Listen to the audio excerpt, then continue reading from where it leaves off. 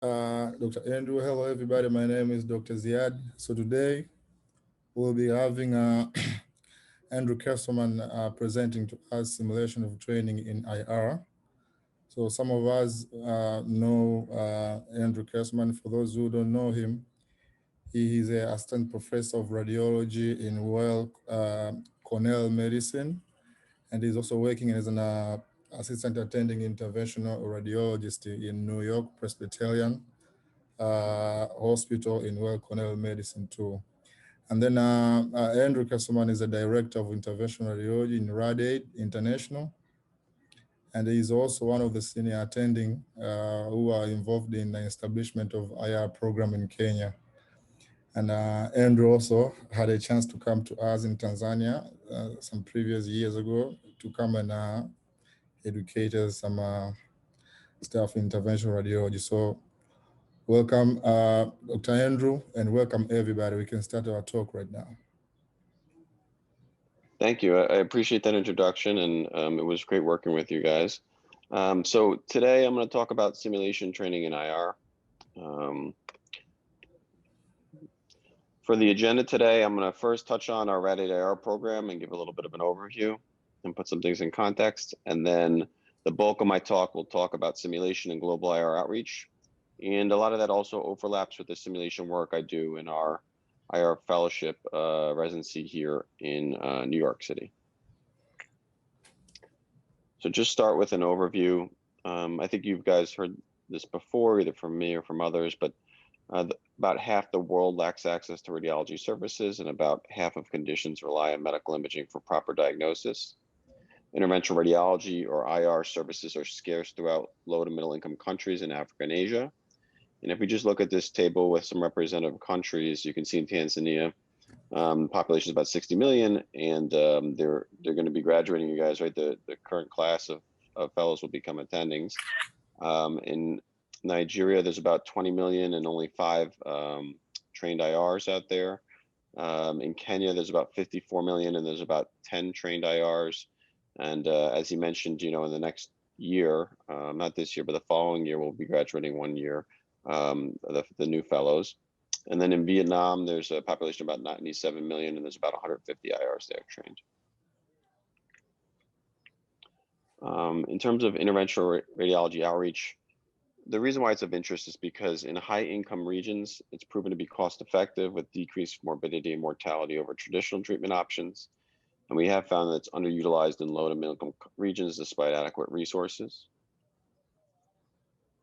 RadAid International was founded in 2008 to increase and improve radiology for medically underserved countries. It's grown to include more than 14,000 volunteers from 146 countries. And we started our dedicated IR program in 2017 with RadAid volunteers. The goals of our program when it initially started were to increase access to interventional services in underserved regions and coordinate IR outreach endeavors, to increase awareness of interventional radiology globally, and to help develop dedicated IR training programs at international sites. And I think the main focus of ours has been on that last aspect of it, and primarily education. So the sites that we're working at that are designated RadAid sites are in Kenya, Vietnam, Ethiopia, to a lesser extent, Ghana and Nigeria. And our main focus recently has been on our Kenya, which I'll talk a little bit about. In terms of challenges in global IR outreach, I'm sure a lot of you guys are aware, but there's no shortage of challenges. There's social challenges, infrastructural challenges, logistical challenges, and administrative and regulatory or legal challenges.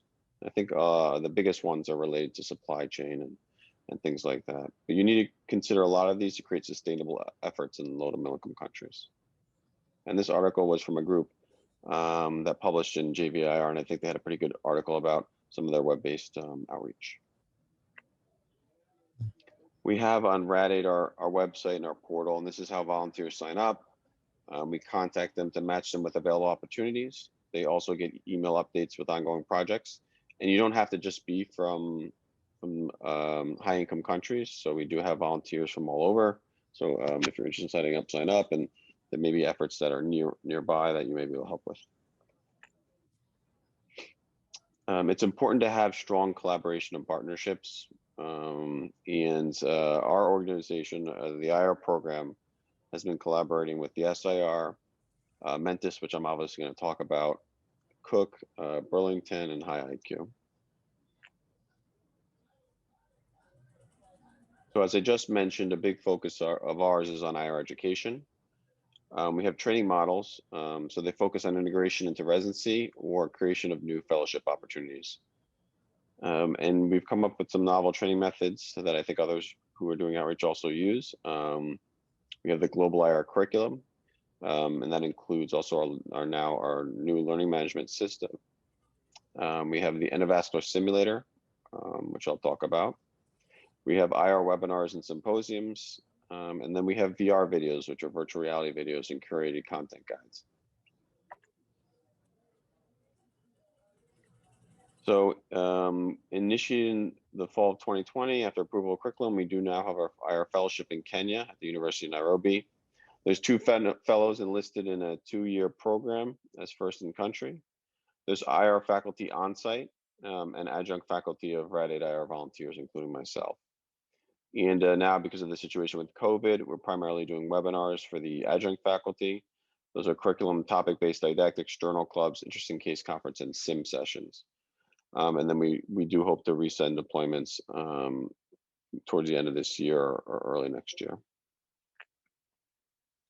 Okay, so that's what I wanted to give you about a brief overview on Rad 8 IR program. And now I want to focus mostly on simulation and global IR outreach. So what's the value of simulation? Well, procedural simulation allows trainees to gain familiarity with the equipment, learn key procedural steps, and then practice technical skills in a risk-free environment. There are different types of simulation. I like to split them into these 2 groups, low fidelity and high fidelity. So for low fidelity simulation, it's most commonly used in global outreach. It's often partial task trainers. It's ideal for departments with low budgets, and some examples are gelatin molds that could be used for ultrasound guided access procedures. The benefits of these are that they're readily accessible materials for the most part, and they're low cost. The considerations are that they have to be durable, and you do want satisfactory imaging and or tactile experience. Here you can see, this was in Guyana, you can see that we made gelatin molds for practice of biopsy procedures. And then there's high fidelity endovascular simulation. That provides hands-on practice of procedures performed in a simulated environment. Modules range from peripheral angiography to complex aortic interventions. An example of one of these units is the Mentis VIST.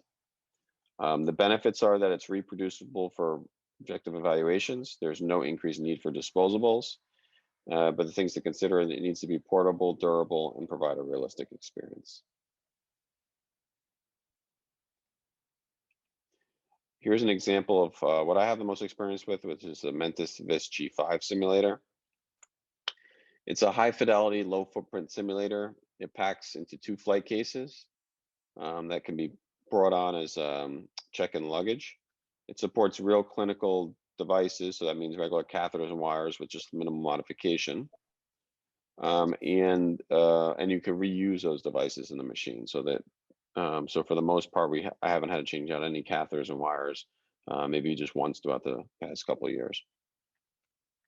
And there's 20 procedural modules there, including UAE and vascular trauma management. I think those are the 2 that are most applicable.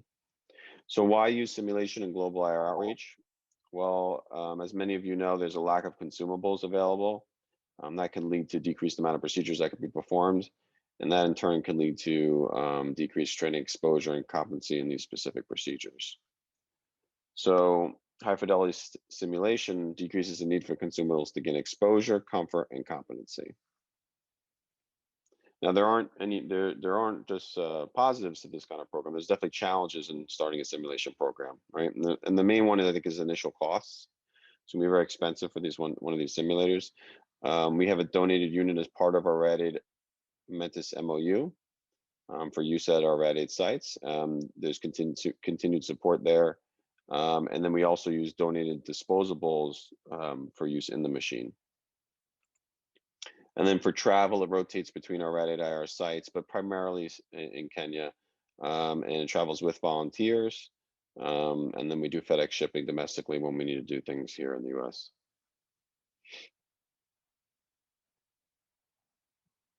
So in January 2019 is when Rad 8 and Mentis started a partnership focusing on simulation curriculum development at overseas sites. They wanted to build out their Mentis curriculum, and part of that was is use in at our global sites. So our curriculum has didactics from Rad 8 IR volunteers and suggested readings. They also use modules built into the Mentis unit, and we've created 4 levels of increasing difficulty. We can track metrics for different users, and there's plans to add new Mentis modules in the future tailored to our global sites and set benchmarks for each module. These are some of the metrics that you get. So when you finish a module on the Mentis simulator, it gives you this readout at the end. This can be recorded or printed. And the outcomes we're looking at are quantitative, so procedural time, fluoroscopy time, and that's a virtual fluoroscopy time, right? Because there's no radiation associated with this unit. Contrast dose, and procedural step completion. So you can, we can with Mentis set it up for the modules to pick certain kind of steps, like catheterization in certain aspects, or completion embolization in certain aspects, to be able to track that. And it could be very useful in ongoing evaluation of confidence and competency in our trainees. So I think you might recognize some of these pictures. This is an example of simulation to suite. So what we did is we did initial uterine artery embolization didactic. We completed the UA curriculum module on the Mentis. We did some practice sessions Monday to Thursday on the Mentis. And then we did a live uterine artery embolization case on Friday. And I think there was good technical and clinical success with that case. So it's a good example of how to use this Mentis simulator to kind of bridge to procedures that are being done in the IR suite. And then you can see there's some of the great trainees that I was with there in Tanzania, and then some of our work in the cath lab there. So we do simulation workshops as part of our Rad 8 IR program outreach. Here's some examples. So here you can see this is I like to use this model for IVC filter placements and retrievals. And then we have a lot of equipment here that's donated that's either near expired or expired that's used for training purposes. And then on the right, you can see here, again, use of low fidelity simulation, right? These are gelatin molds with little units inside that were used for biopsy. Here's an example of other simulation workshops where we've used the endovascular simulator. So here you can see on the left, them doing a session on this simulator. That's the VIS G5 that's set up here. On the right, very similar, this much larger group, and again, doing another module. And you can usually have like 1 to 2 using the simulator at a time. Here's an example in Vietnam. So here you can see us again doing some training sessions. I think the main ones we focused on there were chemoembolization, which is modeled nicely on the simulator. So you can see that it can fit both regular base catheters as well as microcatheters here. So they can practice microcatheter work. And this final image is here is this was, I guess, now 2 years ago in Kenya for our initial symposium there prior to the initiation of the fellowship. Since then, because of COVID, most things have been virtual, but we do plan to go back hopefully soon. And we've had some luck. So, with COVID, we've had to kind of come up with some novel ways of doing things. And we've come up with remote IR symposium and simulations. So it's a combination of didactics via web conferencing platform and then simulated live cases using the Mentis and webcams. We do QA and small breakout group sessions. Here you can see an example that we did. This was venous stenting for May Thurner. So you can see here the stent placed here on the simulator. So it looks, very much what you would see in the angio suite, right? And then there's webcam set up so that you can see what I'm doing with my hands as well as on the machine. This is Dr. Dixon who helps run the fellowship in Kenya with the University of Nairobi and their leadership with Dr. Chacha and Dr. Moyo. So here's an example of one of these remote IR symposiums and simulations in session. So let me play this video here for you. So what you see, this is what you would see if you were logged in, and you can see that that we have basically the fluoro screen up, right? And for this one, we're doing a trauma embolization. You can see I've come up and over with a base catheter. We're getting the wire down, and I'd be narrating there. I muted the video audio on this one so that we can skip through the video. But you can see that everything I do here on the simulator, you can see the patient's vitals, even you can see, and you can follow along with the steps. And we usually, if it's virtual based, we're asking questions to the audience while we go forward, that you guys are engaged in the steps that are going on. And we've done a bunch of these now with the Kenya group as well as the Vietnam group. So here, let's skip across. So you can see that I did a run here on the top left. You can see the replay of the run. So it means I think I'm getting ready to do a selective catheterization. Here, I think you can see the bleed in the left pelvis. And you can see Bob Dixon here giving some commentary, which is great. I think it's helpful to have the other attendings there to give some feedback and some insight. And then here you can see, I think we're getting a microcatheter out now. So you can see that I'm collimating, so it's very important that we can teach other aspects via the simulator, reducing radiation dose, use of contrast, things like that. Here you can see the microcatheter coming out.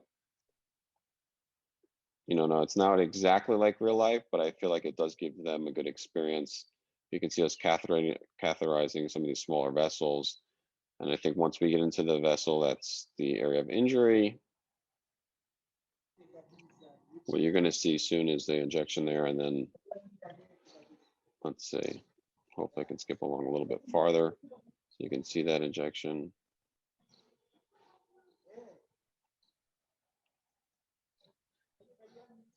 So it's hard to know in this video exactly where it is, but at this point we do a final embolization with, I think we did gel foam here, which is very comparable. That would be done at some of our sites, and I think there's some final discussion here that we had.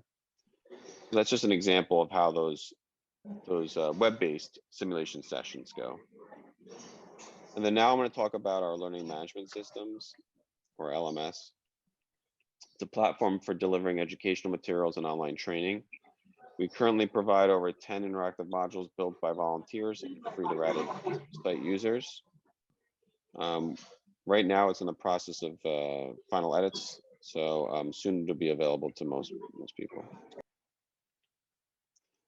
So we started this novel encounters-based approach. So what you're going to see is kind of how it works. Let me go to the next slide. So each module kind of has an introduction where it gives the patient scenario. Then we give you vitals, labs, past medical history, surgical history, and an imaging review, as if you're taking on the case yourself. There's actually a discussion here. So there's a patient visit with a dialogue that's given. And then at the end of that, there's a few questions here, right? So you get a few questions, clinical questions that you can answer. Also gives us some feedback on how you understood the case. And then after that, it incorporates our teaching materials from our global IR curriculum. So that's compiled VR videos, or the virtual reality videos, a lot of them using the simulator here in the virtual lab. And then components of our endovascular simulation curriculum itself. So it can direct you to which modules might be helpful for you to do if you have a simulator at your institution. And then you can track progress of users using pre and post quizzes here on a learning management system. And there's even more procedural aspects like the indications, contraindications, the use of different materials. All right. So what are some of the future simulation goals? Because there's definitely a lot more work to be done. So we want to set up an International Endovascular Simulation Center at the University of Nairobi. That's been the main focus, for our program in terms of the fellowship. So for the next year, our simulator will be situated there for the most part. We want to do collaboration on the creation of new Mentis LMS modules. And I think the main modules that would be helpful to some of our sites would be things like splenic embolization, which I've just worked on with them. GI bleeding, I think, would be very helpful, as well as bronchial artery embolization. We're working with vendors to access their device-specific modules. So a lot of vendors have created their own modules on the Mentis simulator, but they don't share them readily. It's been very difficult to get them to share. because a lot of them are proprietary for use of their medical devices and their representatives. So we've been working on that to see if we can get access to those. And I think that would give us a bigger bank of videos on our simulator, at least to be able to roll out for virtual simulation as well as in-person simulation. And then I think finally, we want to do more virtual and live simulation sessions. So as I mentioned, these last ones during COVID were out of necessity, but they've seemed to work out pretty well. So I think there's definitely, definitely educational bonuses to doing those kinds of sessions. So I think we're going to continue to do more of those. All right, so I went a little quick through this talk. I wanted to leave a few minutes for questions and just some take-home points here at the end. So Rad-8 IR is dedicated to increasing access and global awareness of interventional services. We hope to create sustainable training programs, making a lasting difference in the global medical landscape. And simulation programs offer a variety of unique opportunities in global IR reach. Now, I don't think it's going to be mainstream yet because it's again difficult to get these simulators, but I think it's a good start and does drive some interest into what we can do on simulation that can help supplement education overall. All right, guys, this is my email on the top. That's also available on our Rad-8 website, which you have there at the bottom there.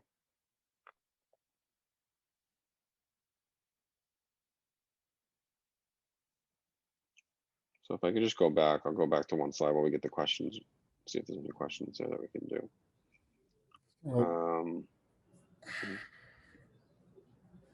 All right, everybody, feel free to ask some questions or comments. So the way the simulator works is, just to give some background, is so there's an additional monitor here, and this is the same monitor that would model kind of what you have as your monitor in the Angio suite, right? And then the laptop here is where you select your devices. So when you put a device here into this unit here that I'm highlighting, and that's basically the leg of the arm unit where the sheath is, it won't immediately know what kind of catheter or wire you're putting in. You're going to have to select it on the computer here. And then when you select in the computer, it comes up on the screen as the catheter or the wire that you select, or the embolic device that you selected. These here are the controls, and they model the controls in the fluoroscopy suite. So you can move your table, you can move your II or your angio unit. You can magnify, you can collimate, you can do runs, and you can do roadmaps. So you can do a lot of the things that you see in a normal angio suite. And there's other connections here for obviously your syringe, your insufflator for doing ballooning, so you can do ballooning during these sessions. And there's a handle here for stent deployment as well, so you can practice stenting. But again, the choices of the stent sizes and all the measuring is done here in the virtual unit. So there's a question here. Eric asked, he said, what are the steps to have the curriculum in setting like in our road to IR? And second question was, how can we have the memorandum of understanding between the company and road to IR on this very important curriculum? Third question is it possible to have it? I mean, I think he was talking about the Mentis simulator. If yes, is it important to have it or buying it? If yes, what are the logistics, and how about updates? Yeah, so let me try to address some of these questions. So what are the steps to have the curriculum? So the curriculum is readily available. So it's on our website for Rad-8. If you don't have access there, we can send it to you directly via email what the curriculum has in it. So it's a written curriculum, right, for the simulator. And then the modules are listed that if you had a simulator, you can use those modules. And then how can we have an MOU? Well, the MOUs are memorandums of understandings. It's done between usually nonprofits and other organizations, but it's done from institution to institution. It's a formal way of creating a partnership, so that's why the companies want to do it. So the companies are mostly looking for track record, that they're going to invest in something that's going to have impact and has been there a while. So I think the best way is, showing that track record and having those things. Now, Rad-8 has one partnership already, And if you have interest in seeing how they set that up, I think the best is our management team, particularly our CEO, was crucial in getting that MOU with Mentis for us. So he might be a good resource for you to reach out to. His website, his email's available on our website. And then, is it possible to have it? Well, ours is, as I mentioned, the IO designated for our Rad Aid site. So it's primarily going to be at Kenya for our fellowship, because they're looking into seeing how that's working right now. Again, it's important to build that track record. So they're really looking at how we're using it there and how it's working out, to see in the future if it's feasible for them and makes sense for them to have more of them going out to different global sites. What about buying it? Because you mentioned here buying it. That is possible. What are the logistics? Well, I don't work for the company, so I can't speak to cost pricing and things like that. But they do have preferential ones that are, as they create new units, so they have newer versions of this unit that we actually have access to. The older units get refurbished or brought in, and those units can probably be bought at a lower cost. But again, that's something that their sales team will have to discuss with you, and you can reach out to them again on their website. They have updates for that. They don't have preferential buying for international sites right now. So that's not something that we can help you pursue. But if you do make certain things noted, like that you want to purchase a unit maybe that's been refurbished, or a unit that's of the version, not the most recent version, then there may be discounts there. But I'm not 100% aware of all that. And then updates, mostly what I talked about here in our future goals. So let me go back to that slide. Yeah, so what we want to do is set up this simulation center at the University of Nairobi as part of our fellowship. So what we're planning on doing in terms of that, to make it a little bit more granular, is we're going to station our simulation unit there primarily. We're going to have some areas to do low fidelity simulation too. So we're going to have a lot of expired stock there that they can use for just example, like stent deployment, things like that, for low fidelity. In just like plastic models. And then in terms of the simulator, we'll have it set up there as if it was an Angio Suite kind of situation, with webcams, so that we can do remote proctoring and that they can record their sessions and we can do things like that. So that's a goal in the future, and I hope that goes forward. All right. Anyone else with a question or comment?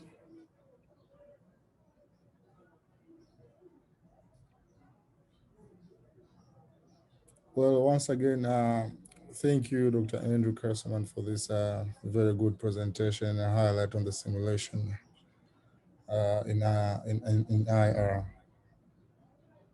Thank you. No problem. And then, on our website, there's also access to a curated content guide for VR videos. And the bulk of the VR videos is actually me or one of my representatives in our simulation suite doing simulation cases. So I think even just watching the cases, I think is helpful to see kind of the procedural steps and how it looks like on fluoroscopy. All right. Okay. All right. Well, thanks, guys. I really appreciate all your time, all the hard work you guys are doing. And hopefully we meet up sometime in the future in person as COVID hopefully gets resolved. All right. Stay safe, everybody. Thank you. Thank you.